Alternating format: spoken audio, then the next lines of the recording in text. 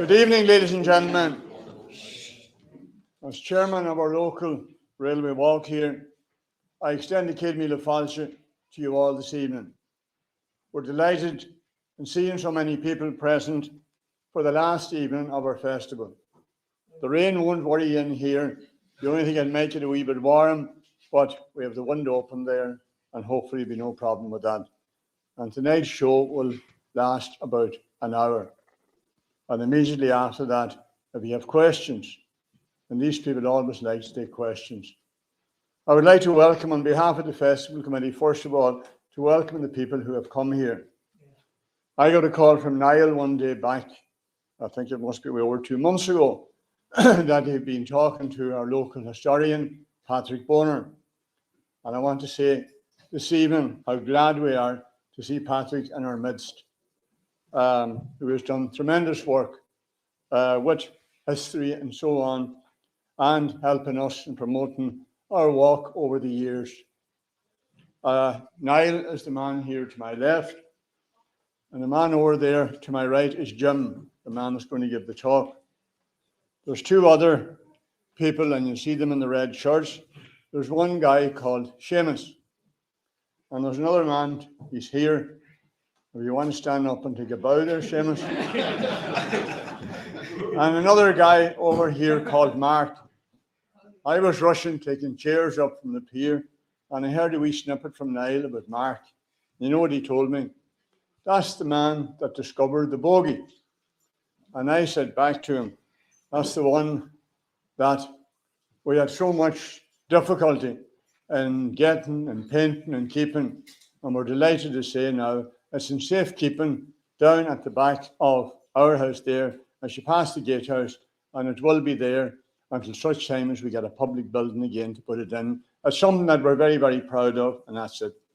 Tonight, you're going to listen to... what David's trying to say is you can't have it back. I know where it is now. You never say things like that. But anyway, hopefully it'll be very, very interesting.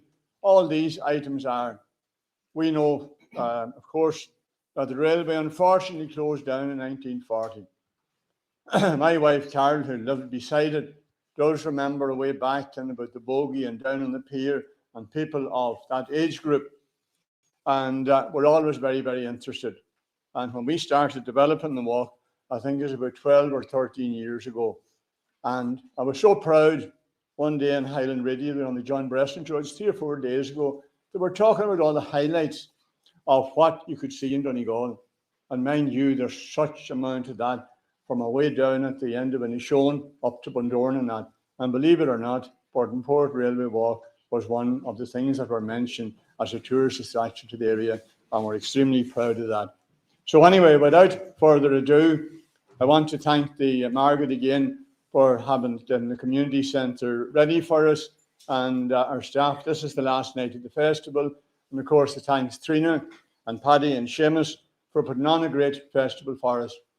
And you know something, there's been a lot of noise down there all week, but there's a lot more this evening. Mario would be an expert on that. The ABBA Sensation Band is down, and you know, you wouldn't hear them in Ireland, you would hear them further out if there was another one than that. So we do hope that you'll come along to celebrate with us, I suppose, what really is the last night of the festival. Tomorrow we have a walk. Again, I'm sure there'll be people in spite of the bad weather.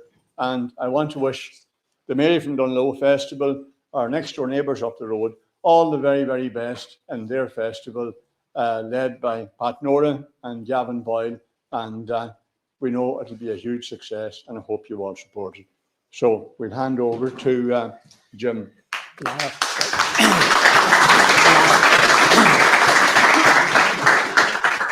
Hello. First of all, again, delighted with that introduction from David. My name is Niall, and I'm the manager at the Donegal Railway Museum. I'm delighted to be here tonight and also ending your festival. I heard the only thing we're competing with is ABBA. So I'm delighted you've taken a chance, as it were, tonight with us. But anyway, you hopefully made a good choice. If anybody's haven't been to see us, we're based in Donegal town, but we, I suppose, very much focus on marketing ourselves as the main kind of railway museum in the Northwest. And you might be aware recently we actually have won the National Heritage Award for the best heritage attraction. So we're hopefully going to Kildare later in October. in relation to that award. The museum itself has went through kind of a transformation in recent years, and if you haven't been down there, you'll see all the different things. We actually have an original steam engine, which was featured nationwide recently, and lots of interactive stuff for older people and also for younger people too. And one of the things we also do is we do a number of books. So as you know, we had recently, and afterwards, an opportunity to come up here if you want to take a look at some of the publications, which of course heavily feature Burtonport. This also is an important year because it is 70 years since, sadly, the Swilly Railway came to an end. So we always bring out every year a new badge. We've actually brought out a badge to commemorate that, just and that was arrived in the last week. So it's kind of things like that that we are involved in. And you have to remember that the railways was very much part of the Donegal story and made a massive impact whenever they came, particularly to communities like this, which were kind of far reached from other locations. And of course, the railway sadly had quite a negative impact whenever they finished, and it had right across. Recently, you might have seen the news about this debate about the new rail strategy, and it's great to see Letterkenny being connected. But of course, we'd all love to see railways going further into Donegal, but you know, the potential there is huge. So again, we're delighted here to be here tonight. We're doing a number of talks. We're up in Killybegs later, and we're also doing talks for the Heritage Week down in the museum itself. If you're interested in what we do come and visit us or do go online. And I'm now going to hand across to Jim. And Jim here, I said, this is we brought out just over a year ago a book called The Swilly Remembered, and some of these photographs are from it. But I know too, as Jim will explain, a lot of these photographs have not been seen before. And one of the things, you'll see a slide at the end of Jim's presentation calling out for artifacts, and it's amazing. We have stuff continually been brought to us that maybe had disappeared into people's attics, lofts, or their backyardings, and continually with this stuff reappearing. So if you have things you'd like to donate or to loan, or even photographs that we could borrow to scan, we're interested in gathering that. We're also interested in hearing people's stories. No doubt many people here would have uncles or whatever or grandfathers that would have worked in the railways, and we're interested in hearing those stories too and recording them when people still have those memories. So again, thank you. Fantastic turnout tonight, and we've got a full house, as bingo has next door probably. So I'm going to hand across here to Jim, and there's an opportunity then to ask question and answers, and then if you want to come up and look at the merchandise, please do. There's also a few artifacts at the back we've taken here tonight. So thanks again to everybody. I'm going to hand across to Jim. Thank you. Okay. Good evening, everybody. Okay. Just go. I'm looking on the screen. Good evening. I'm going to start the talk now by going through what we have here on display. And what we have now, it's all really thanks to COVID. During COVID, I got bored, started taking photographs. And then the guy said, let's do a talk on the Swilly. I have enough photographs. Then I said, let's do a book. And that's how the book came about. So now I've got 300 plus Swilly photographs and 500 plus Donegal photographs in the last 3 years alone. What you have here is some front covers of painted by Lord O'Neill, showing a imaginary scene at Burtonport in the 1930s. So left you 480, number 12, and to the right, 484 tank, number 5. In reality, only one of these engines was ever seen. There's a goods train 3 times a week from Derry to Burtonport, and 3 times a week in the opposite direction. It had to be hauled by one of the big engines. There were only 8 coupled engines to be found in the Irish narrow gauge. When number 12 was available, one of the big tank engines had to deputise. I'm going to start in Derry and take you through and end up in Burtonport. I guarantee you, there's photographs that have not been seen before tonight. First of all, we're going to take the route from Letterkenny to Burtonport. It was 50 miles by rail. And there's a map from the early 1920s that shows the route. And to the fantastic mountains of Donegal, the Donegal Highlands, Ergal, etc., Muckish, you'll see them. And Letterkenny, it's where the Donegal Railway joined as well.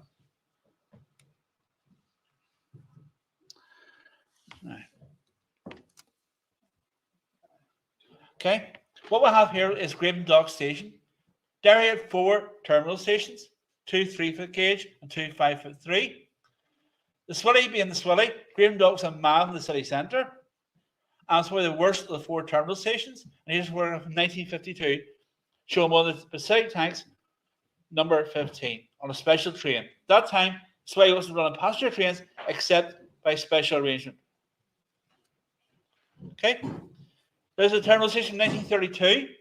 It's got a full roof.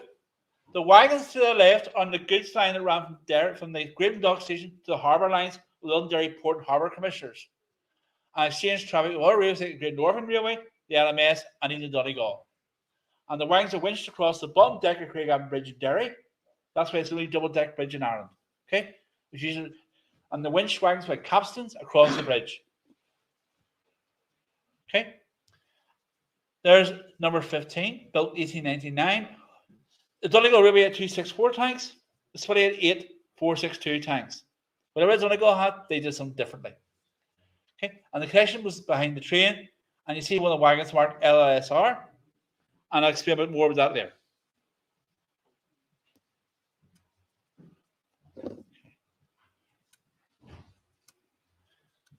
Okay, now, for those of you who know Derry, number 15, shut in the goods yard. That goods yard today is where Sainsbury's is, okay, on the Strand Road in Derry. The houses on the left are all still there. In fact, it's a fast food company called Wheelers. I spent 30 years living in Derry, so I should know. And that's you wouldn't know there's a railway there. That's now Sainsbury's car park.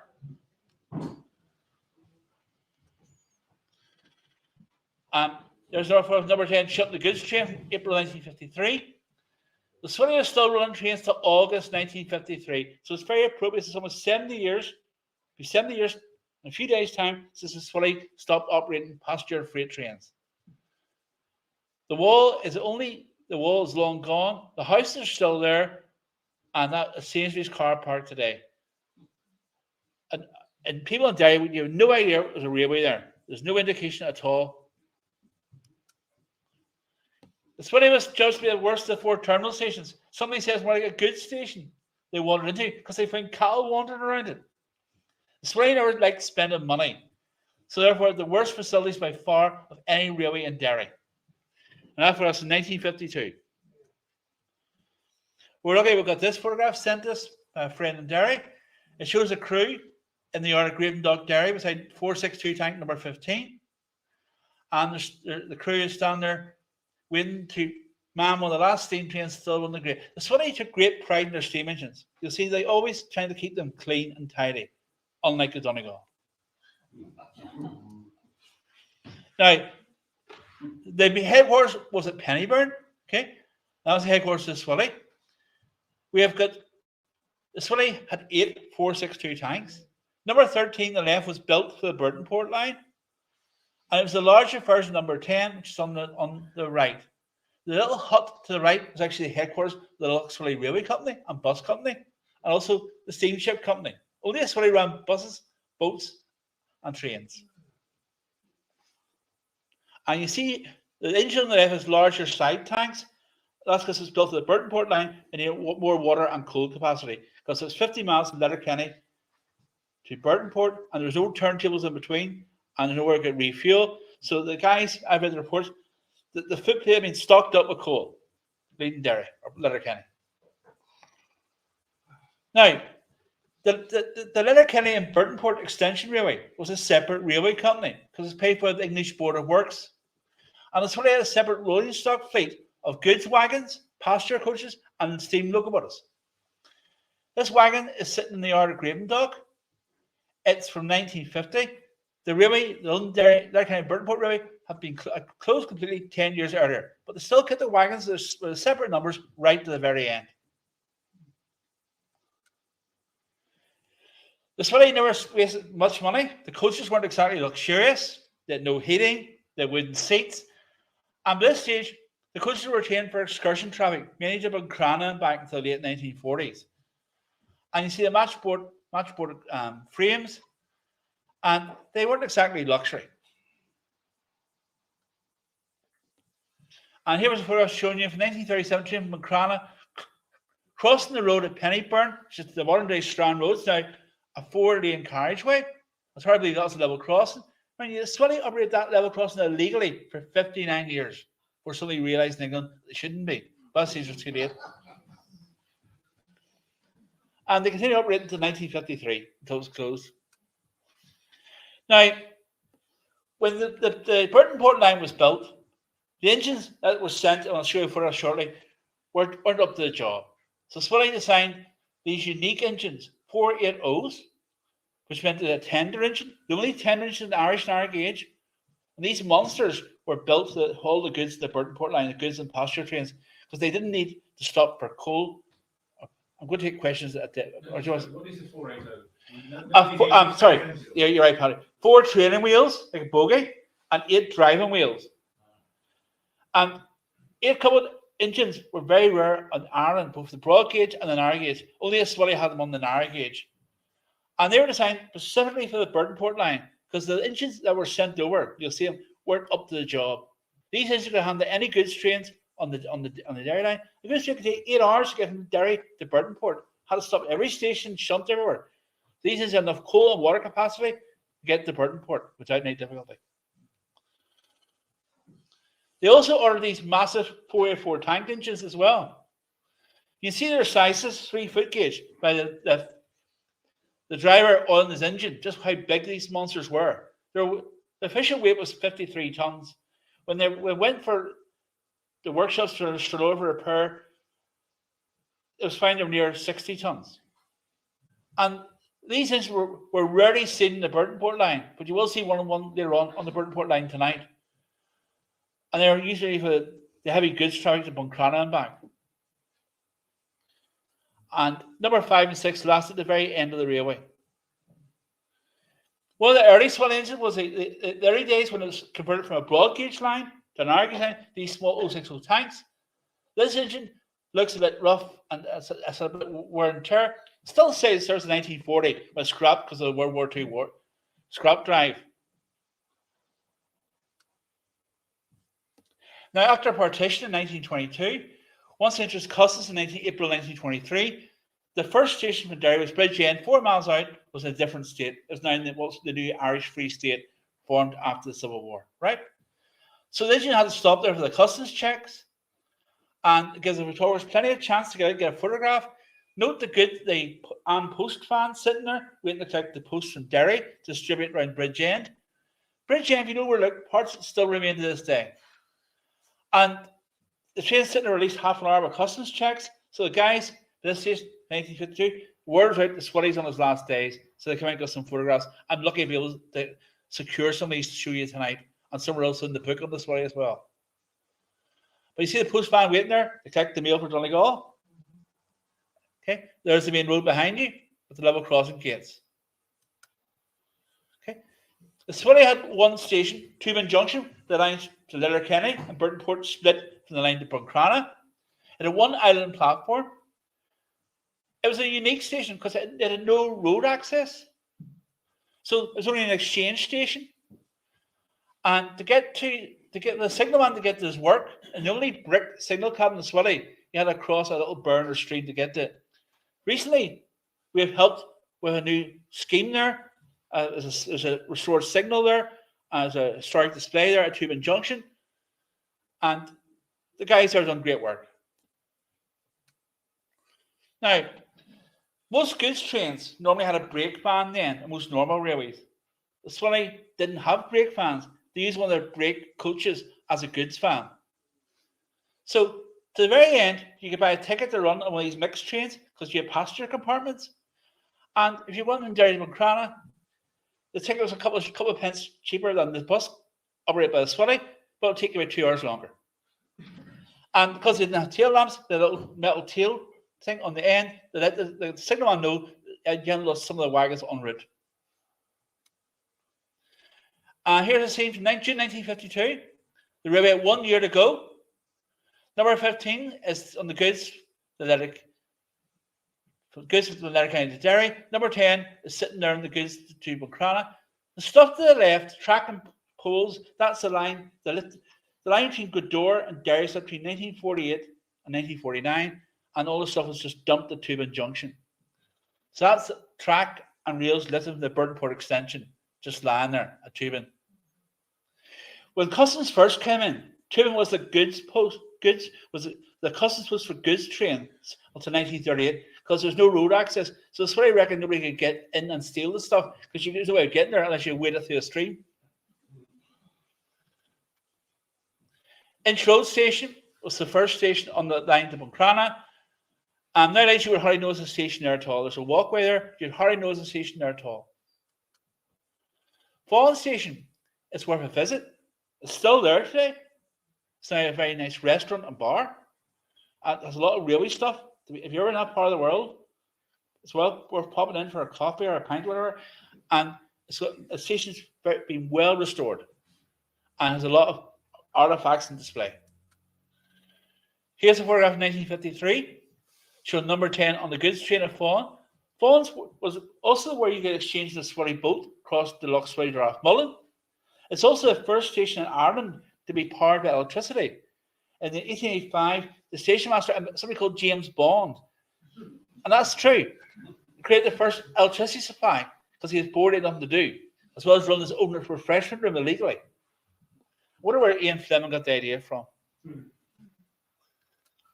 Okay, we are on the locomotive, approaching Beach Halt in number 10. And to the left is the famous golf course at Buncrana, which is still there today. There are talk about putting a walkway through, but they've been talking for 5 years now. It's been hit by endless complications, as all these greenways and walkways always do. You see a Swilly wastes no money on Beach Halt, a very basic affair, to say the least. One platform wooden sleepers basically made of. Now, the guy that's giving me this photograph, I'm going to meet him in September. His grandfather was a local engineer in the Swilly, and he's got a whole collection of photographs. He's going to hand over me the glass negatives in September. And here's one of the ones he sent me of number 6 on the train to Buncrana. Excursion train, note about 6 coaches behind. The record was 17 coaches. Well, he just pulled 17 coaches from Derry to Buncrana and blocked the level crossing by 2 hours from Derry as well. They weren't popular. Now, the Swilly originally was a 5'3" railway to Buncrana. You note that by the wide space in the tracks. There's one of the earliest, the first engines built in our gauge, number 1, sitting on Buncrana platform. The station building to the left is also still there today. It's also a pub in Buncrana, a restaurant called the Drift Inn. It's a substantial building. Swilly must have been flush of money in those early days because all the rest stations were built in the cheap. And we're looking towards the train station arriving in Derry. Now here's one at myself and somebody else I could look at. The train is in Buncrana station in the background. Trains are Derry. To the left, there's no extra platform.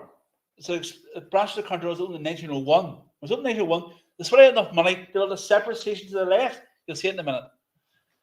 And it's one of the earliest ones. Early 1890s, the train heading for Derry, and the next photograph shows you firstly the same angle about 70 years later. As you can see, same angle. There's a goods shed on the right, but now you've got an extra platform, you've got a footbridge, and goods traffic was still heavy because the roads weren't great, and the railway was cheap way of getting goods around Donegal. I like this one because the Swilly shut the Cardona branch down in 1935. And they switched all to their own road, passenger, and bus services. And to the left, you've got a Swilly bus offering you direct road rail coordination. The bus arrives from Cardona, and you get the train to Derry. And note the footbridge in the background. A lot of Buncrana station still remains too. And here is number 2, taking the train from Derry near Gulf Links Halt. And it's a nice photograph. That's 1948. That stage, the roads were, the real problems after the war, you couldn't get oil to power the buses, petrol. So the steam engine had its own, especially in the summer months. People in Derry took their wains as they were coming to Derry to Buncrana for a day out. And it was a good way to go. And the Swilly kept their last coaches to this sort of traffic, which sort of stopped in 1949. Now, we acquired this photograph recently. When the Board of Works built the Burtonport line, they thought, we'll give us Swilly about a dozen coaches, about 50 to 60 wagons, and 4 steam engines. This is steam engines that were built originally at the Burtonport line, being constructed at Barclays Works in Kilmarnock in Scotland. And we're very pleased to get this photograph because it's very, very rare. And this was given to us very recently. That's why we've got our watermark on it. And we do intend to do a proper archive when we get time because we're a voluntary group. The Cardona branch was the first extension of this Swilly in 1901. And you can see it's a bit primitive, okay? Those buffer stops don't like they'll stop anything. They'll train. A lot of local people have arrived to see the train arrive. The With the Condura line, the Swilly had nearly 50 miles of route. And 2 years later, they opened the famous line from Letterkenny to Burtonport in 1903, May 1903. And now we go down the line to Burtonport. Tubin Junction, to the right was the line to Mancrana, to the left was the line to Letterkenny and Burtonport. And now we're going to head down towards this part of the world, station by station. Cybrook was on the line between the Letterkenny. You see in the distance the train is shunting, and that's why it slowed the passenger traffic. Those trains stopped everywhere to shunt. Some of the crew would disappear at the nearest bar, or the passengers too, and that's what delayed the trains. Newton Cunningham is a crossing point. The stations are very well preserved. If you note the signal cab to the far right, we'll come back to that in a minute. And the trains will cross there. You note the water column to the right. The engine will stop for a refill of water. Engines were very heavy in water, and had to stop regularly to take water. Otherwise, the boiler would explode and you were in trouble. And there's number 15 on a goods train at Newton Cunningham. And it was a crossing between Derry and Letterkenny. And each day, twice a day came to life. Trains crossed us twice a day by this stage. These trains had one more year to go. And there's the steam engine. The water tower is still there. Newton Cunningham station building is still there. And see the little signal box. We've now recycled that signal box. That's now our toilet at the Heritage Centre. We've preserved it and revitalised it. And now it performs a very vital function for people that have too much coffee. Now, we're on the Letterkenny. I like this one because it's the Lough Swilly station. The Letterkenny had two stations, Lough Swilly and Donegal, side by side. Look carefully in the background, you just see the extreme left level crossing gates. That was the line from Burtonport came in and crossed to the main road in Letterkenny. If you want to know where you are now, you're in the car park at a huge shopping centre in Letterkenny. That's where you are. To the left of the bus station Letterkenny was the original Donegal station. That's where you are. And you just see the level crossing gates are still there. The line had just closed to freight in 1947, and the stub of track was still there as late as 1952, as far as Old Town Bridge in Letterkenny, which is where the Old Town Bridge is still there. It's like Duns, I think it is. Yeah. The Station Hotel is beside it too. Yeah. Now, Letterkenny Station, okay, substantial goods shed to the left. Note how the Swilly saved money and used some of the old coach bodies on the platform to your right for staff accommodation and stores. The Swilly never wasted money they could. That's why it was paying dividends at 7% by 1921. 7% profit because it's run the shoestring. Okay. Now, the only way you know you are now, you actually would be in the shopping centre now. But you're come out, look for the St. Ewan's Cathedral, see the spire, then you know where you are. And it's funny, like these signal cams that were slanted roof, like it was one at Burtonport, the same. It's a model upstairs we're looking at earlier. Turntable and engine shed to the right. But look at the goods traffic in 1948. Gone, switched to the roads in 5 years. There's a nice view at number 15. One of the first 462 tanks built for the Swilly. So I had to buy engines in pairs. We've seen to buy engines in pairs. Run one down, scrap it, and keep the other one going. Keep the sister engine alive. They're unique in many ways. Right behind that water tower was the Donegal station, by the way. You wouldn't know any railway was there today, apart from the Donegal station. You wouldn't know a thing. There's number 5, outside the local shed, Letterkenny. There's two of these big 484 tanks. Number 5 seems to be the favourite. 4S and number 6 are rare, but they both survived to the end. It's the same with the 480 tank, 480s. And now you're going to see something you wouldn't have seen before. There's number 11. The Swilly had two 480s. Number 11 was so good, the Swilly ran into the ground. The engine men loved it so much. It was withdrawn in 1933 because of the major repairs. Bad stage traffic was in decline after partition. And became a giant Christmas tree for number 12. And kept number 12 going, the sister, until the very end. Photographs of number 11 are few and far between. Okay? I was told that was Letterkenny. I look at it, I know it's Pennyburn. There you are. So people who sent this to me have got a catalogue wrong because I will correct that. That's actually Pennyburn. They told me it's Letterkenny. That's Pennyburn. Note the brass number plates. They still survive somewhere. Now we're on the Burtonport line. Now we've left Letterkenny. Photographs of this stretch line are few and far between. Number 12, the sister engine, the one we've seen, kept going to the very end. And it's in the Barnes Gap. That road now, if we try to take a photograph now, be a death trap, you'd be knocked over the cars flying along. And the railway ran on the shelf beside the main road to the Barnes Gap. I'm sure most of you know it well. And we're going to photograph the Barnes Gap. There's the Barnes Viaduct. There remains it. And we're looking, north. And I just realized that we're actually looking south. And it's a bridge piers across the road. Okay? From June 1962, it should be. And you see how the railway ran the embankment to the right above the main road. And still very noticeable to this day. You drive along there, it's very noticeable that stretch of line. So after the Barnes Viaduct, we had Owencara Viaduct. Now, I acquired these photographs a few years ago. Now, why an RAF serviceman was photographing trains in Donegal in April 1940, I have no idea, in the middle of World War II. But he came across and did it. I'm lucky I've acquired. Note how the mountain is still snow-capped in April. And he's on the train, going across the Viaduct. He's heading for Burtonport. He made the Burtonport. We've got proof. And there you are. It's a great photo of Owencara. Owencara Viaduct, we've got the original, we've got newspaper article at the back of the hall. That's where the famous train blew off in January 1925, killing 4 people. The winds were so strong that I thought that they had to ballast the coaches. And I saw an anometer at Donegal Road Station to make sure it wouldn't happen again. Okay, recently a memorial's been opened there in tribute to people who lost their lives in that tragic accident. Now, here's a photograph of the viaduct from June 1952, looking towards Derry. Behind where the photographer is where the memorial is, as a little seat and plaque, okay, to remind you what happened here, this part of the world. Also, I should track this photograph down.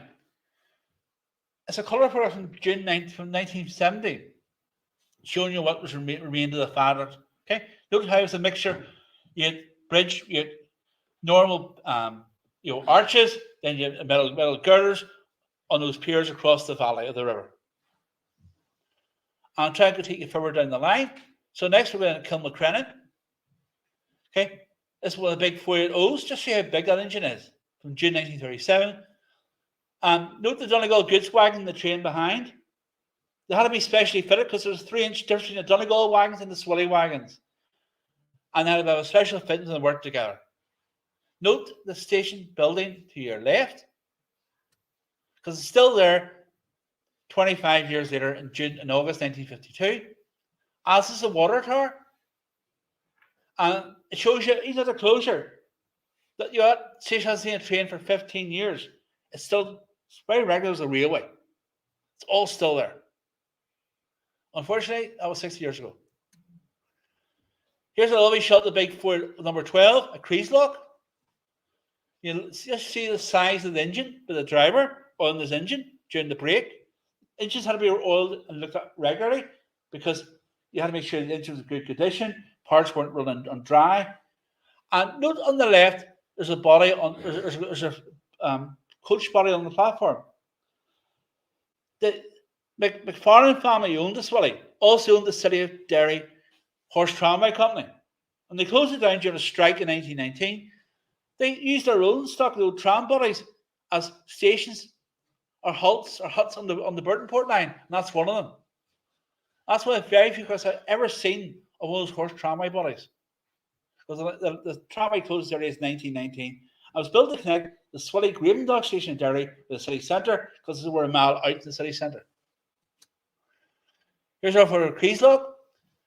The 2 big 462 tanks were number 13 and 14. They were built with extra side tank. They built extra side tanks, but it made them unsteady. In fact, number 14 is even more famous.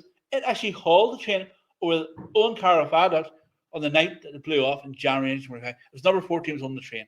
It made it across the bridge. It was too heavy to blow off, but the coaches didn't, or came off instead.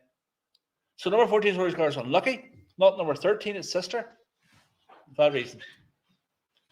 Here's a rare photo of a Creaslock after closure by 1969. Still recognizes the station. Station building on the right. The platform shelter on the left. Platform's still there. Here's Falcara. It's actually very well preserved still today. It's well worth a visit. It's very well preserved. Even the goods store is still there. Let's say somebody's using it to do a home gardening or as a homemade allotment, right? It's now part of the railway walk, Patrick, isn't it? Yeah. Now, I like this one. April 1940, when you're at Lough, this guy took a fantastic photograph of Errigal. There's the main road on your left hand behind the train. He's on the train crossing the river. And there's Errigal in the background. That's a wonderful photograph 80 years ago. Quite rare too. Gweedore was one of the main stations between Letterkenny and Burtonport. Indeed, after 1940, the people around this area weren't happy about losing the railway. And because of the emergency or the impact of World War II fuel shortages, the railway had to be routed from Gweedore to Letterkenny between 1941 and 1947, and Gweedore became the terminus of the line. Okay, as a reference, 1905, note that the early costumes, train department in distance, and we'll see another shot shortly with Gweedore. I like this one. Okay, number 2. So these 460 tanks, the English government thought was perfect to operate the line to Burtonport. They were very good engines, but they were just too small. They were good in short trains, but they were good because this line only had one turntable at Burtonport, and it was a short turntable. So they were still used because they were good engines, but they needed plenty of extra coal. Note, there's a passenger coach behind the train and goods wagons behind. Many trains of this line were mixed trains. Most of them were. So passenger coach, you stayed in the coach, your engine went and shut the train. Some stations had a bar nearby, so you turned there and you found the crew too. Now, this is a rare photograph. Number 12, coming into Gweedore from Burtonport. It's just close. There was a big bridge there coming in Gweedore. And it's coming into Burtonport, the mountains are in the background. And it's just a great photograph, great atmosphere. There's Gweedore after closure. Now, it hasn't seen a train for at least 15 years. And yeah, it's all there. Station buildings, water tower, platforms. Yeah. Just abandoned. And now we're going to head in this part of the world.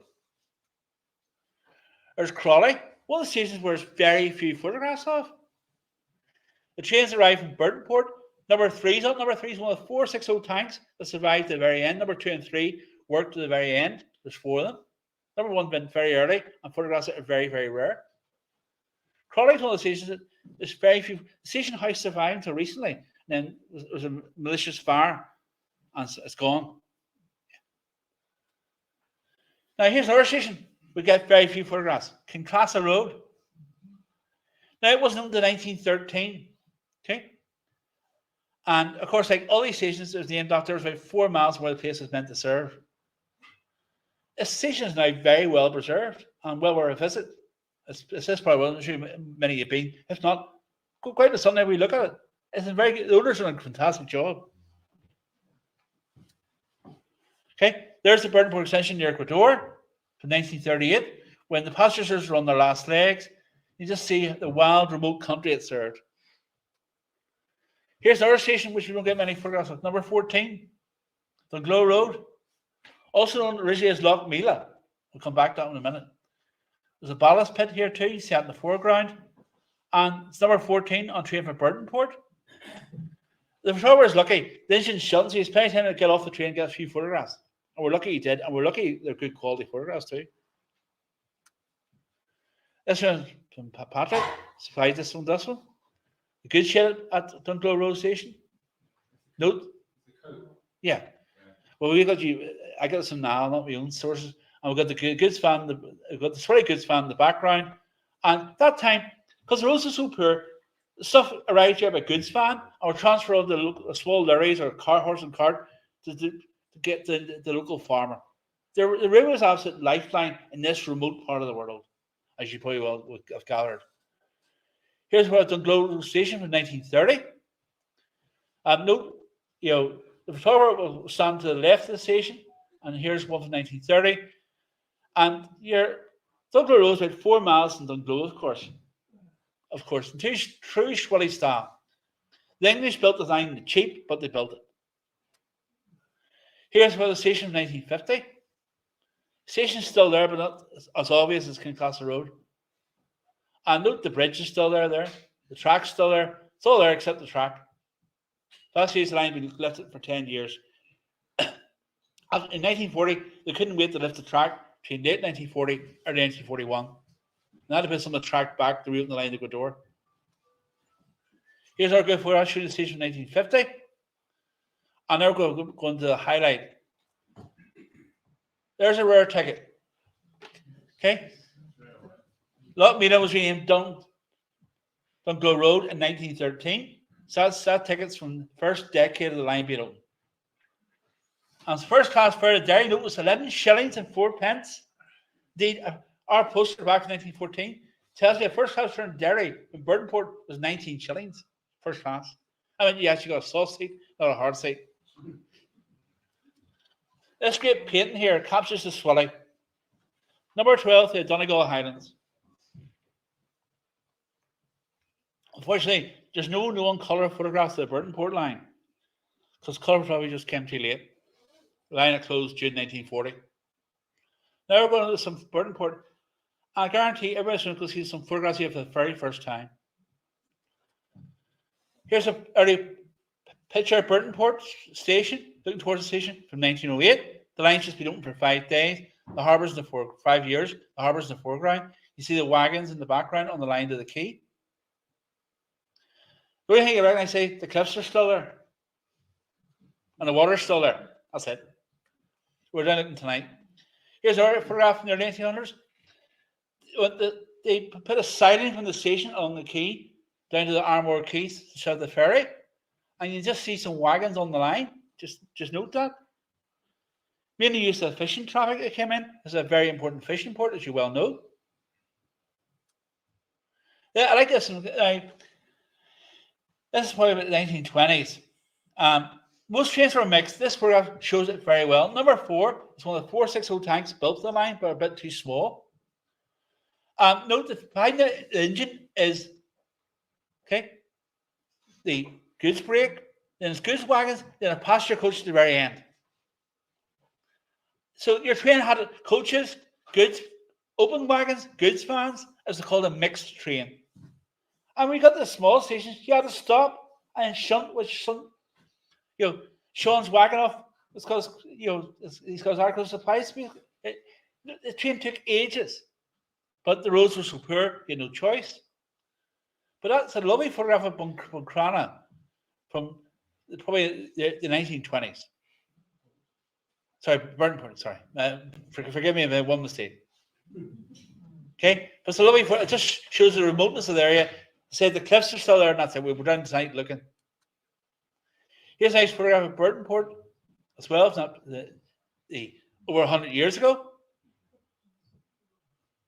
And there's another nice one from 1937 on the line along the quay towards the station.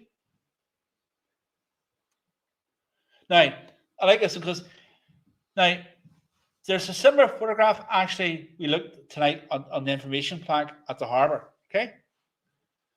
Now it shows there was a carriage shed. They very wisely built a carriage shed to protect the coaches from the harsh Atlantic weather, winter weather. Okay. It's still there in 1931, the coach shed, right? The train's on the right hand side, the station's on the right hand side. Because it had gone in the 1930s. There was a massive storm one winter, and it basically destroyed the shed, and the shed's in the process of being dismantled. It's a nice view of the station name board, to the left, station buildings, and the vintage car helps us date it, okay? It's early 1930s. So last stage, the railway was in its last legs. The Swilly wasn't going to waste money building a new carriage shed, so the carriage shed just went. And photographs of the carriage shed are rare. All right, Patrick? There's 2.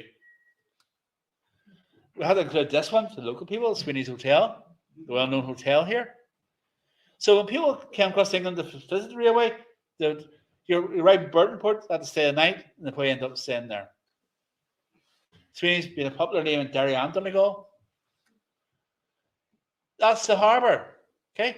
You'll be actually down near the Harbour Cafe to get that photograph today. That was in June 1937, so I thought a few local ones to give you the flavour, okay?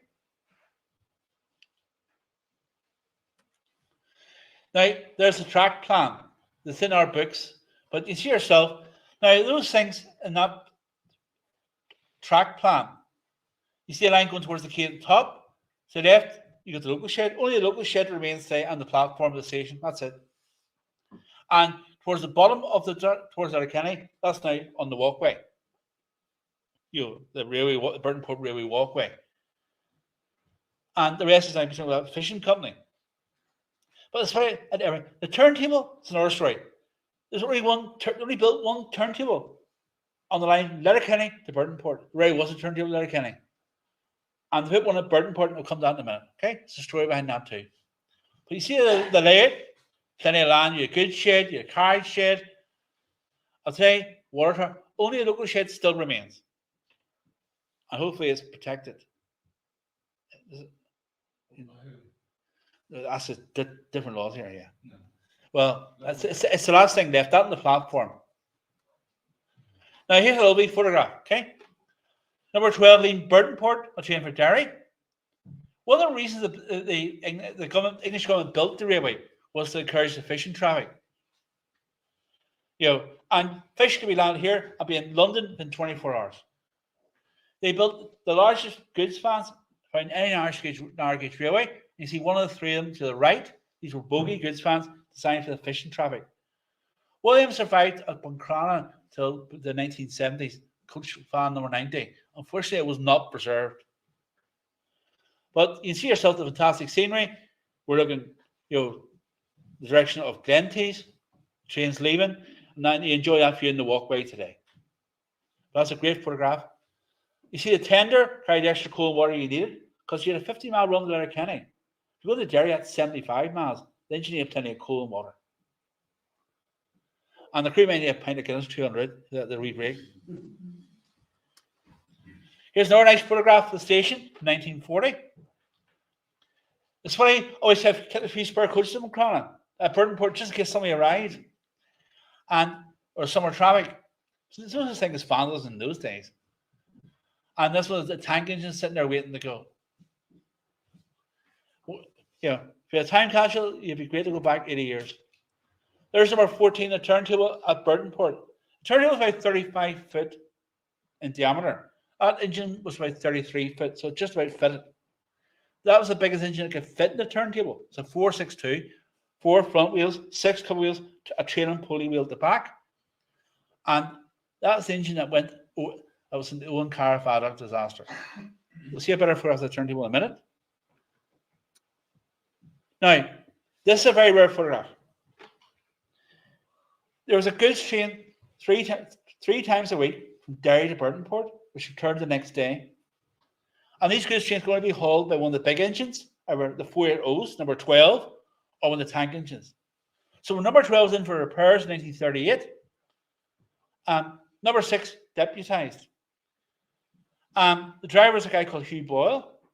The young boy, I'm being told, is a guy called Kieran O'Donnell. Okay? And if he's alive today, in his 80s. So that's a great photograph, because that's the only photograph I've ever seen of one of the big tank engines at Burtonport, because they only were used in emergencies when the other regular engine was undergoing repair or overhaul. That's why it's rare. From about 1938. Cassidy, we're lucky to visit here. It's a great photographer. And here's a great shot of number 12, leaving Burtonport. Must be a busy day because you've got 2 coaches on the train, not the usual one. And you see this thing scattered around like a giant train set. And we're so lucky to have his photographs, but we're lucky at others travel too. I've got a couple of people whose work has not been seen before coming up very shortly. Now, there's the turntable at Burtonport. There's number 2, the Letterkenny and Burtonport Extension Railway. Still kept their separate numbering. The railway never operated its own, so it's operated by the Swilly. But these engines have their own separate numbering, L and BER.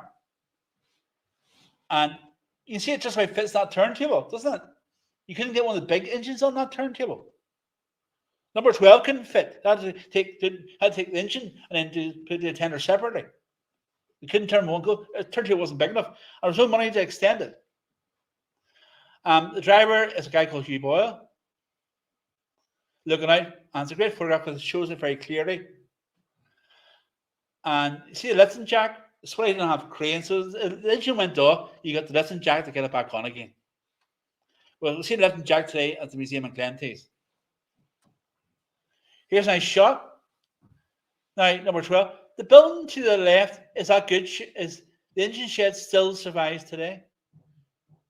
You drive past this way, that's the only surviving Swilly relic here today, apart from the platform. Station buildings to the right. There's a strange thing to the left. That was a water softener. You must have hard water around here. So they had a water softener, but it fell out of use in 1920, and the Swilly never bothered to fix it again. It lasted another 30 odd years because I forgot it later after closure. Just check my time. Now, there's number 14. On the 8:30 train to Derry in August 1939, note the side tanks L and BER too. Because these trains were built and it's sort of got extra money for World War I. So they built these extra engines specifically for the Burtonport traffic. The extra side tanks, you can see them by the other engines, and they were numbered L and BER to keep the English government happy. But they rolled, they run steady, but they really big engines that could operate the railway properly. And we're nearly finishing our visit. Okay. This guy's arriving in August 1939 for his 8:30 train. He's left Sweeney's Hotel. He's come down to get his train, still in the siding, still in the yard. The engine's shutting the goods wagon first. So that's the way this railway was run. It'll take you 5 hours to get to Derry. There's the mixture of wagons and carriages to the right.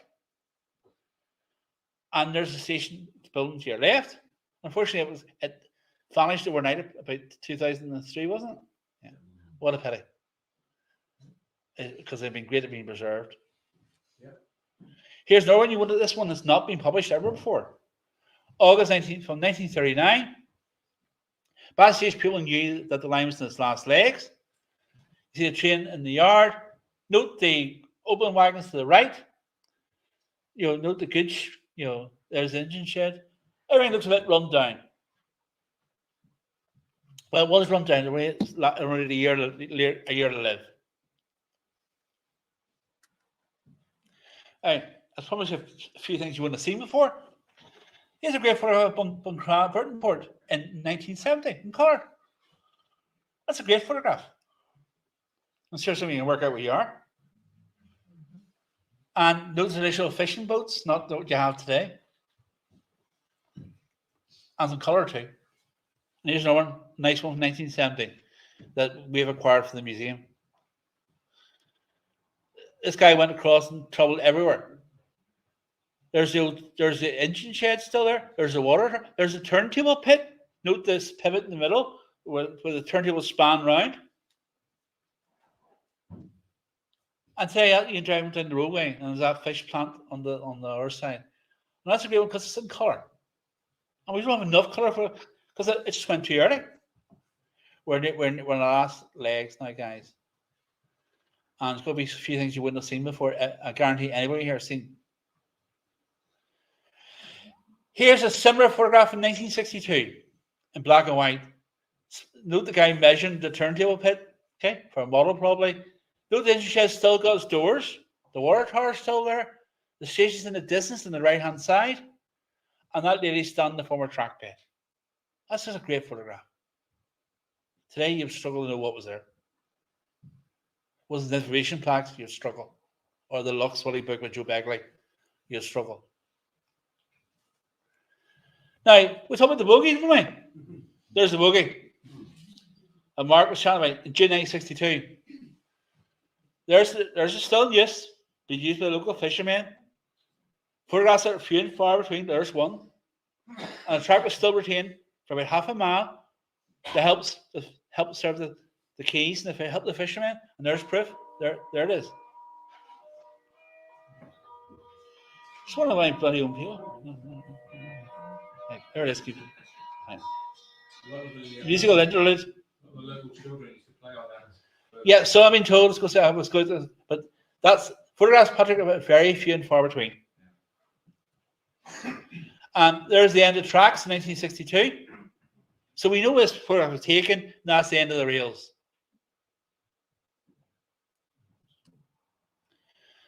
There's a station building and platform still in great condition in June 1962. What a pity it was lost. It was in perfect, it's great condition. Pity somebody didn't buy it, make a nice house or shop or pub. Now we'll see some photographs. I recently inquired for the centre from 1953. These are unpublished and unseen. There's a line along the quays. We don't have the photographer. We know he travelled 19. We've got 215 negatives, black and white, for all the Irish railways. So myself and Joe Begley have worked on tracking down where these were taken. This Burtonport, note, the shed, the distance, etc. Right, and that's all we know. And note the cranes still on the platform. Okay, cranes essentially were loading goods onto the train. There's the engine shed and water tower, all still there from 1953. You can still see the track bit was quite clear in that photograph. So that's 13 years after the railway is closed. Well, we've got a whole lot of Burtonport. These one I'm showing you half of them tonight because a lot of them are quite similar. There's a good one. I'm showing my wolf your collection, Patrick. Shows the rock cutting. So this guy went across here and took all these photographs. We don't know who he was, but a contact asked me last year, did I want them? And I says, it's a public Catholic, and of course I took them. And that shows you that's part of the walkway, Patrick. Yeah. You see where we are? I've got a couple like that, by the way. There's a good view of the engine shed, and that's strange device. The water softener that stopped being used after 1920, and the Swilly never bothered to fix it. Note that the station is being used like a farmyard. There's a bit of chickens going around. So these are good photographs. We're very lucky we got them. I'm just glad I tracked them down. Go ahead, show you a few now in colour to finish off. The Swilly only lasted 53, so only a handful of photographs exist from the early 1950s, which will show you a few. There's the engine at Burtonport. Note how wide the station was because it was built for 5'3", not 3-foot gauge. We're looking towards Derry. Look at all the packing cases on the platform. Those are the days, eh? It's still busy. Look at the goods wagons in the yard. It was still busy. Right to the very end. And they switched to their own road services once the roads improved and you get more chance of getting petrol. There's a special train. The guys come across from England. There's Tillman Junction. One 2 stations in Ireland had no road access. The line's getting run down. The tracks overgrowing. And you actually got 3 coaches out of these English guys. And look like a few into colour photographs. The engine's clean. The coaches have the usual basic grey livery. No hitting, no nothing. And we're looking towards Derry. There's number 10 at Bridgend, a short train. Note the water tower behind. Because the engines didn't take water in Derry because the water was bad. They took water at Bridgend during the customs break, and there's the water tower behind. Now, this engine was number 15, built in 1899, first of the 462 tanks. Note 4 training wheels, 6 cover wheels, two wheels at the rear, pennyburn. Look how clean that engine is. It's the very last engine we overhauled by the Swilly. It's the very last engine we scrapped this Swilly in late 1954. And it's a great pity it wasn't preserved. But look how clean it was. It's a railway a year to live, at months to live in June 53. It closed in August 53. So I'm not going to do a few odds and ends to keep now, have we? Not myself. So we won the award for the County Museum. Okay. We actually got a plaque through yesterday, and we got a very small kind donation. So we haven't paid a visit, do. And we've got a 70th anniversary badge. We've got lots of things on display here. We are a charity, which represents the Railway Heritage of Donegal, both the Donegal and the Swilly. And with hope tonight to give you a flavour of what a great railway this was. It was unique in Ireland. Any artefacts, we'll keep turning up all sorts of strange things. And anything to do with Swilly, speak to Niall or one of us, one of the team here at the front. We publish our own publications, so all profits go towards maintaining the Railway Heritage of Donegal, of both the Swilly and the County Donegal. And these books came out of lockdown. I was bored, and then I put, and I was so until then I only published history books. Now I've done railway books too, and we're nearly finished. Now that's the last slide. And I willing to take up any questions. I'll give us a break first.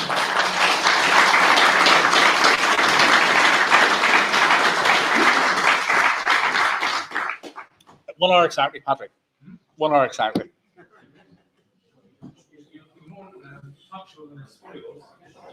So, anybody got any questions? Let's jump this breath back in first.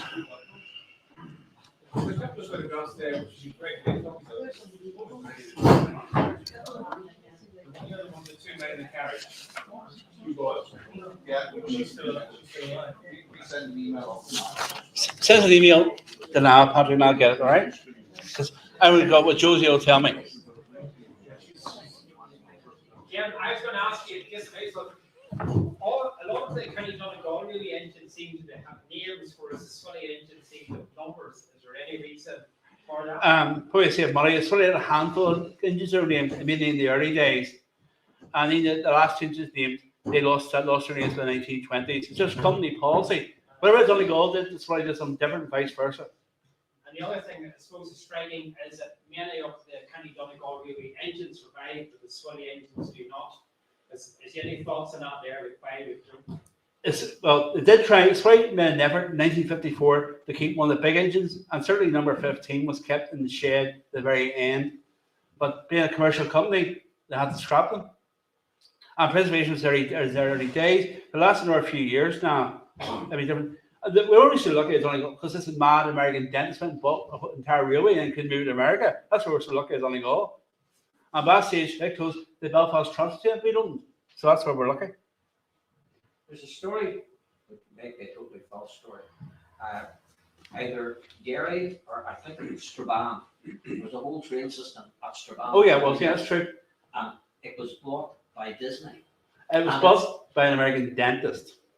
Well, now, I've heard the actual train in the original Disney park. I've heard that story, I don't know if it's true or not. and that's the story that's going around, that it was bought by Walt Disney because they use a 3-foot gauge in their parks, That's right. and it was a story going around that they bought one of the Donegal engines. I don't know where that story's come from, but I haven't found any truth to it. Just one of those wise tales. Would there be any records kept of people that actually worked in the railway prior to closing down? Sorry, what was that? Would there be any records kept of the staff? And the Record Society would probably have a lot of. The problem is it's scarred. The public records have got some stuff. The Record Society in Dublin got some stuff, and then some stuff's in private collections. So it's all over the place. It was a private company because the Swilly stayed independent after partition because it was cross border. And it was bought by Pat Doherty and wound up in 2014. So the stuff went everywhere. If anybody thinks they knew somebody or family members who actually were there to get the building of the state, I'm down in Lough, I don't know the road station, that's where I am. But we found a big lump of wood down there. Be careful, there's nails in the back of it. We only found we renovated, but it's got all the names, 5 or 6 names with them. People who actually built that house, so some of them they local people, so somebody you might know. That's very interesting. And I showed you the ticket from pre-1913 of his original name, which is very unusual. Where'd you get that? Joe Begley, of course, found it. This is Joe, of course. Now, one of the people that we've been talking to is Sir Anthony McFarland, and recently we've been down with him, doesn't it? And actually, Anthony has a lot of archives there. So I was working upstairs with Jim, and I've been able to borrow some of that stuff and scan it. It hasn't been seen on public before. And our thoughts is that in the future, some of that will become more accessible, particularly through our website. We're actually hopefully redeveloping the website in the next year or so to have it accessible to people. One of the comments was that there's a lot of stories here and people connected to the railways that really need to be recorded. We were up in Carndona, Jim was up there about 2 months ago. A lot of people are asking about personnel records and about kind of stories to do with individual pulses and stations.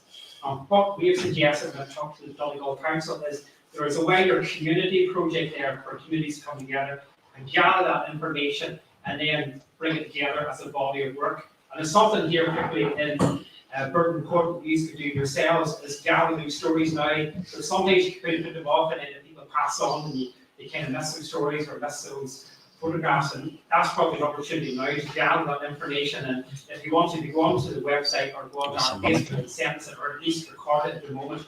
And sometime in the future, that maybe could go into a larger body of work. And I know Patrick, you know, and others too, it's so important to record that, and people's memories are, and still have that, because the stories are lost so quickly. It's amazing what is in people's houses and people's attics. Like a couple years ago, we had a letter handed in. I wouldn't find it in our mother's drawer, and it was actually a letter written in, I think it was 1880, by the engine driver looking for a pay rise. Yeah. So things like that, and it was just sitting in a drawer in a mum's house.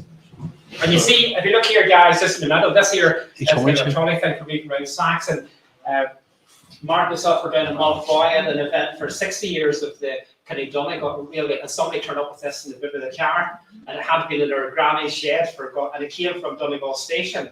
And just to have, you know, something like that over 100 years old, it just turned up, and we're getting things continually donated to us, and we are interested in kind of, whether you loan it or donate it, to have that museum and have it available for other people to see. And you'd be surprised what people have in their sheds and their attics. And sometimes you think that something that's insignificant could be really historically important, and just to have it. And that's the same for artifacts, or whether it's photographs, or whether it's stories, kind of to record those now. So we do encourage you to do that. So anything, I'm just thinking about more generally, like you've seen some great photographs of Jim, and we've been able to source in relation to Burtonport generally. And I have to say, some of the photographs are brilliant, and we were delighted. Actually, on the front cover of our book, no less, and this was Lord O'Neill has that original painting out of the photograph. But it was just such a scenic location, and of all of the, of all of the railway stations in the county, this definitely is one of the most picturesque anyway. And it's and Jim and myself were down earlier, and we had a wee look around, as he mentioned, and we saw the goods sheds, and we saw the platform. But sadly, and there's a bit of the platform, and you wouldn't know that's a platform. It looks like a bit of a wall. And that would need to be preserved too in some ways, so that it's still there to something. And I suppose you need to keep an eye on too, because sadly these things can disappear overnight so easily, you know, when somebody doesn't know the importance of it. So any other photographs generally for Jim about, or Mark or ourselves, just about the railways down here? Yeah, we know we'll come to that. And Jim's pointing out there's stuff here to purchase. But any other general questions about the I'm just going to speak to me then. Would there be a chance that a train would go from Burtonport up to peat bogs to lift peat and bring it back down here? No, the only peat bog railway in this area was at Glentees. There's a peat bog railway there, and that went in the late 60s, early 70s. Some colour photographs of that. That's the only one in this area. Would that have a connection to Burtonport? No. Got a story on that, I wonder if it's true or not. How fast do the trains go? Well, it took about 5.5 hours to get from Derry to Burtonport. That's 75 miles. But stopped there, shut it over. So the Swilly would generally ran about 25-30 miles per hour. It's a 3-foot gauge. It wasn't a high-speed line. Far from it. There's some very steep gradients. Well, is there a gradient profile? I have one with me. You want to come see it? Yeah, there is, and I think actually we put on recently on our social media. We put actually, but we have those, you know. And also, I suppose the bigger trains were needed for some of those locations, Jim. The long goods trains, all those big, really big engines could handle them. Yeah. Because the long distance involved. The photos that were up there tonight, there's a lot of them off that Lough station. Are they in one of the books? Some of them not, some of them are, you know. You know, there's books there, and there's for us at Donegal Road Station in the Swilly books. In both books is for us at Donegal Road. There's a visitor's book, guide to me, and there's my Lough Swilly book. Some there I've never seen before. Speak to me at the end. Yeah. And we're always adding, I have to say, as only last week we actually acquired some of those for it was Jim was saying there was I've tracked them down. A large group of negatives came to see us somewhere in England, and we don't know actually who took them, and we I got them for the society. And in fact, we can't work with Joe Begley to try and figure out, but It's 215 of them. But I guess that there's people here that have at home in their photo albums photographs of maybe their grandparents, different people in and around the stations. And again, if you have those, it'd be great to have them share whatever, because they do add to the collection. And even better if you can identify people in those photographs, because we always do like to see kind of local characters and local names and one thing and another in it. So any other questions? Yes. The question now is, what's going to happen to the Burtonport Extension Railway? Now, it's my belief that there should be a walkway, stroke cycleway, made all the way from Letterkenny right down to Burtonport. Yeah. And the jewel in the crown of that would be the Ontario Viaduct. Yeah. So, is there a will here in Donegal to do something about that? Because every other county seems to be able to have these greenways, as they call them. Yeah. You know, just down in Westmeath, where I come from, they spent between 7 and 8 million doing the old railway track between Mullingar and Athlone. The track is still there, by the way, but the walkway and greenways beside it. There's a bridge after being built over the Shannon in the last year and a half. It cost 13 million, and that's to connect, we'd say, the greenway that's going from Dublin to Galway. Now, the Mullingar to Athlone would be part of that. And I have to say, the people in Burtonport, Lough, Falcara, Creaslough, all up, have done great work, and I walked a lot of that myself. So I think something needs to be done if there's a will to do it. This work, and just before I finish, this work I'm telling you about that was done in Westmeath was overseen by the Westmeath County Council, but the money came from central funds, and it seems to be, Donegal seems to be out on a limb when it comes to funds.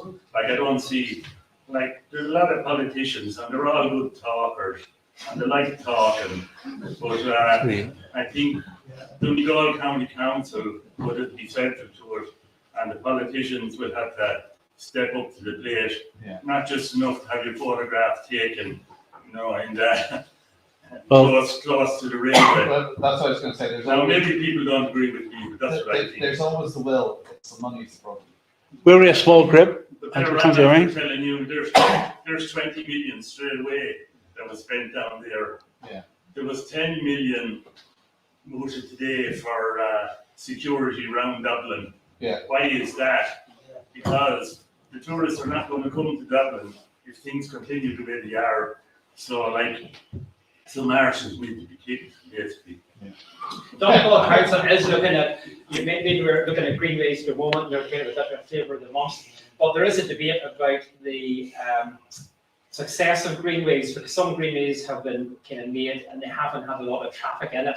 And I suppose more local to us, we're looking at the moment, a lot of people talk about Barnesmore Gap coming through the Donegal town, where we would love to see a heritage railway or railway reinstalled there. And there's a debate between having a greenway and having a path or having a... I know your agenda is different, Yeah. and I'm not concerned with No, you. what I'm saying the moment, so the council at the moment are seeking to spend a lot of money for consultation, but I don't see the money there for actually doing this thing. Did you hear what I said?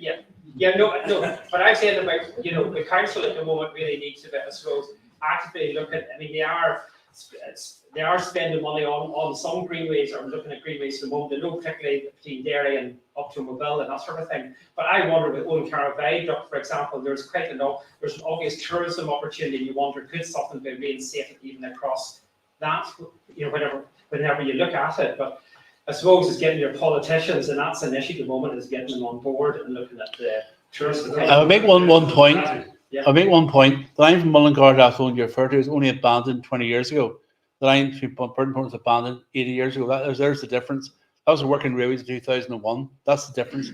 Burtonport was abandoned 80 years ago. That's what you're up against. A lot has vanished in 80 years. A lot has vanished. A lot of the bridges around the doors vanished. Things like that there.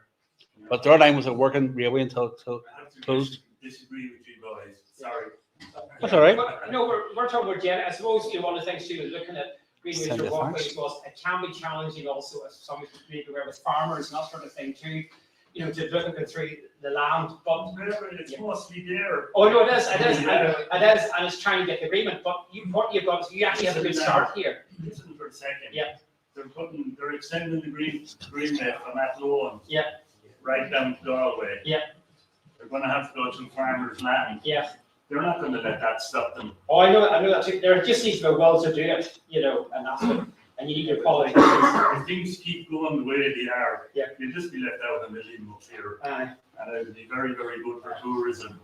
Burtonport, the end of the line. I agree with you. I mean, In between. when I look at Polish Ireland funding across Ireland, the Northwest isn't very well served, and it's quite, and yet, you know, this is seen of all the jewel, the Wide Atlantic Way is seen of all the jewel and the crowns, and they really do need to make that investment. Obviously, I would agree with you fully in relation to that, but as getting politicians on board and trying to get that money out of Dublin and more other kind of touristy locations or seem to be, and up to. That's the start sometime. It is true, but you have to say through even the walkway you've done here, you've actually started that process. And That's very, very good. Yeah. But it needs to be. But the thing is often, but often the problem is starting it, and you actually have already started it, which is something which a lot of groups haven't done. But you just need to be continue to looking at extending it and developing it and fighting with your politicians and with the funders too. You know, we have a lot of challenges have to be in relation to kind of fighting for funding. Yeah, there's a lot of challenges everywhere. Oh, I know that too. Anyway, but we just need to.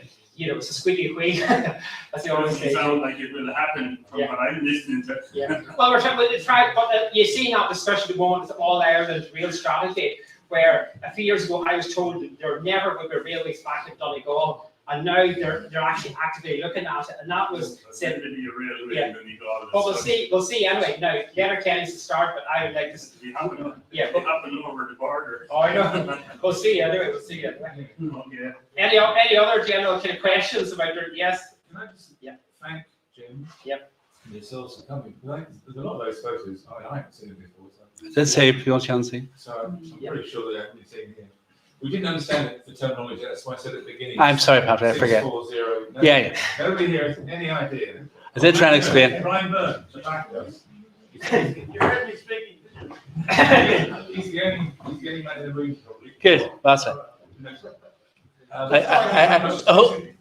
hope this has been a good finale to the festival, and then we'll feel a chat afterwards, okay? Or a cup of tea, right? Sorry, just on the subject of the national trains, what's happening in Fintown? Don't do it, us.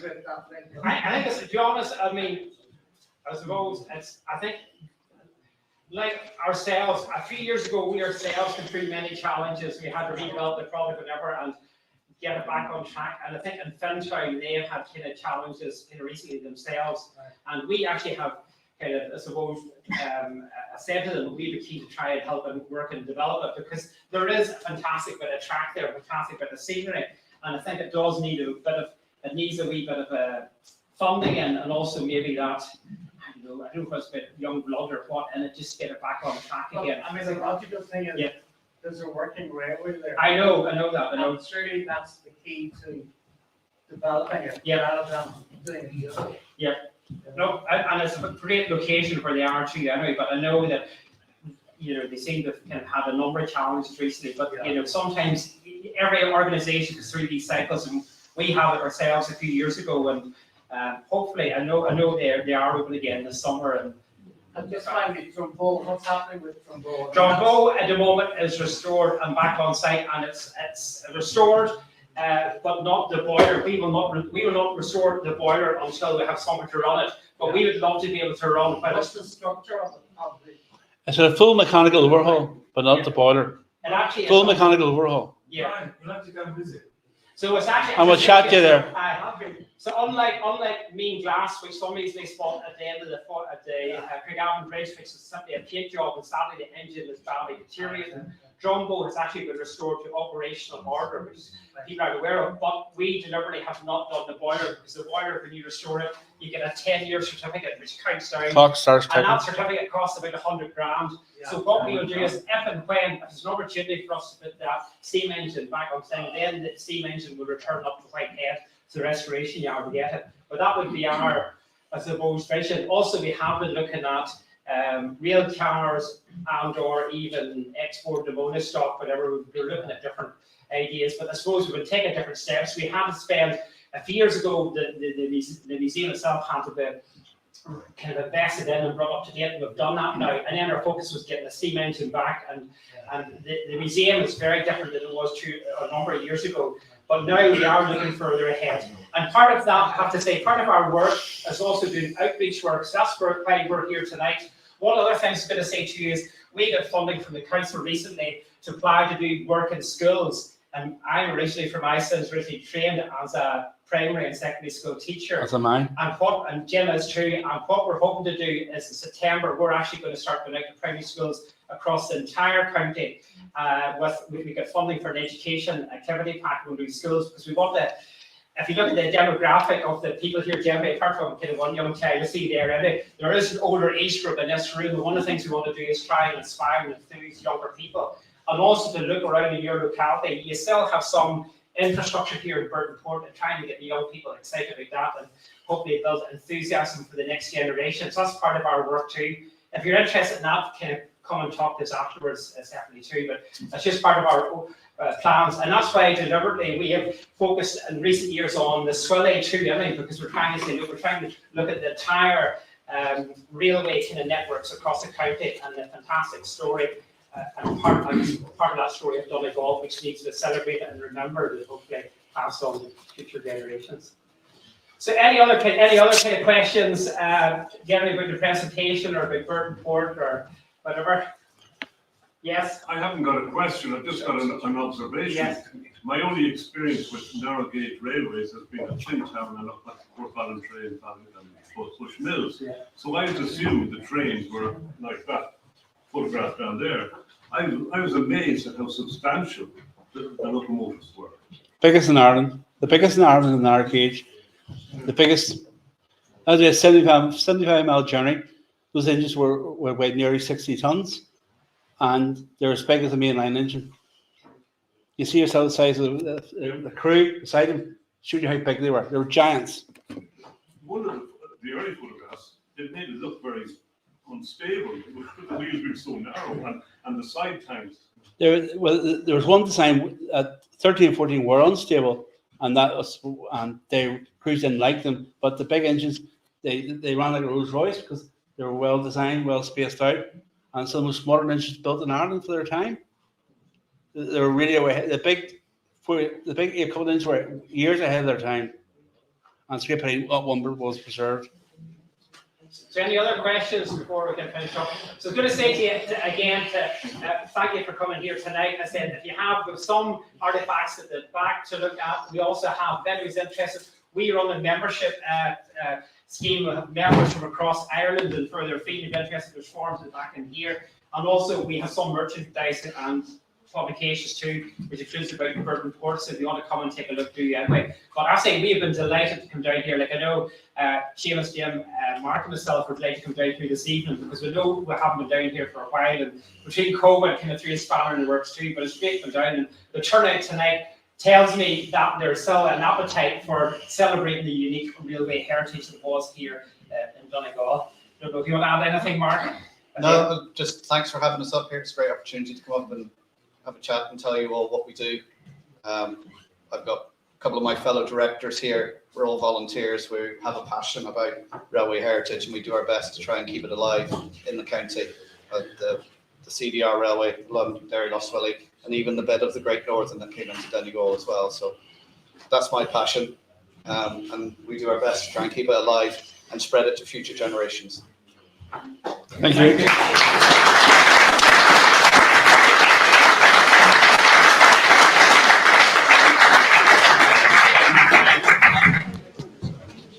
Thanks for everybody who's still watching online. I'm going to end the broadcast now. I hope you all enjoyed that.